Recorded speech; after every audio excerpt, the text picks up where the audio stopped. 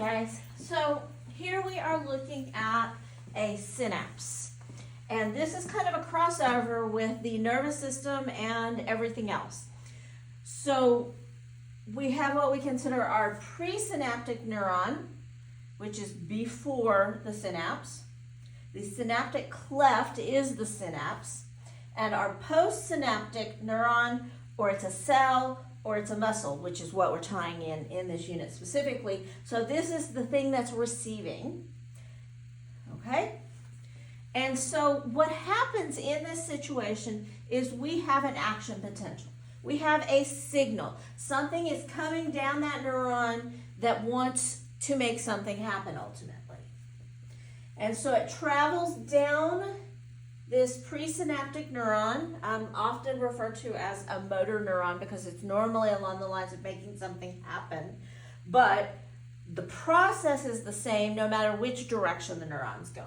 Okay, so we have our action potential coming down, and our action potential reaches this synaptic cleft, this concept of our synapse, and it stimulates calcium ions, Ca2+, to move through our calcium channel.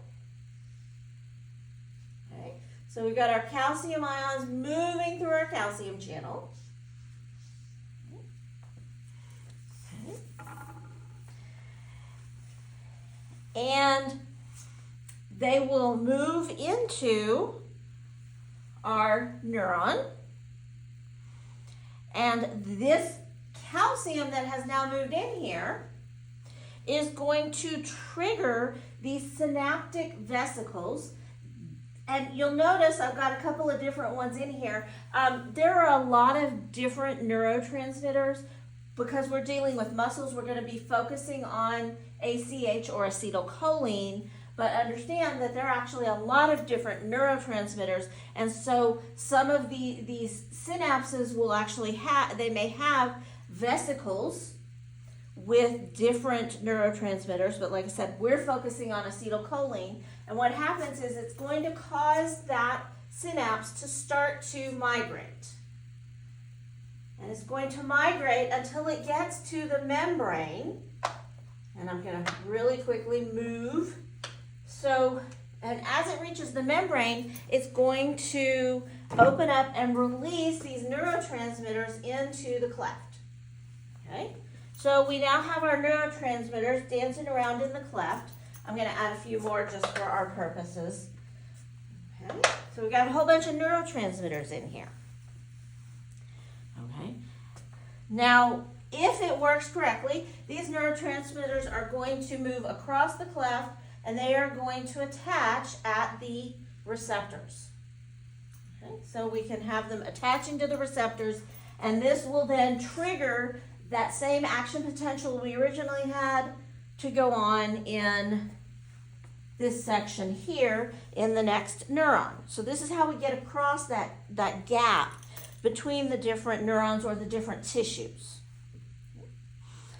So some of these will also have autoreceptors that are going to bind the neurotransmitter, and this makes a feedback loop. So here's our autoreceptor, and so they can bind with the autoreceptor, and this creates a feedback loop to let this part know that the neurotransmitters have been released. It might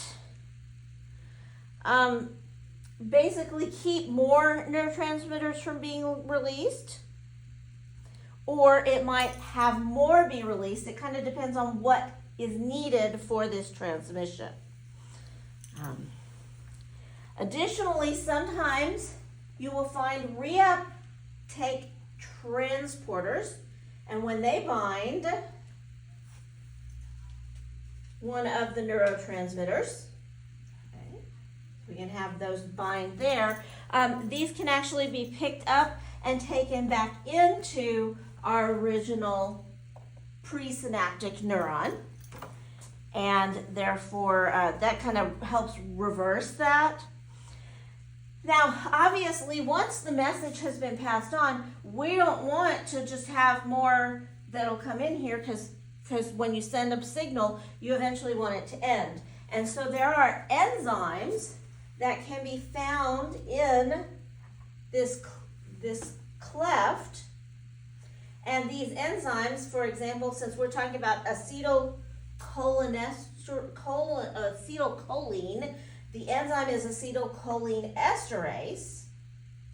And so these will pick up the acetylcholine and break it down so that we can end, because we want to get all of the acetylcholine out of that cleft to turn off the signal.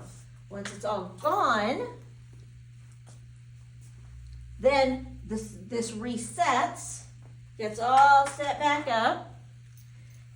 And remember, we have our little synaptic vesicle filled with the neurotransmitters, and then it resets. So our calcium's going to go back over, everything resets, and it's ready for the next signal to come in. Okay. So hopefully that gives you a better idea about how this transmits. And like I said, this works not only for nerve to muscle to make our muscles move, but it'll carry neuron to neuron. It will carry nerve to cell. So anything that needs to happen, this is the way that the brain can let it know what needs to happen.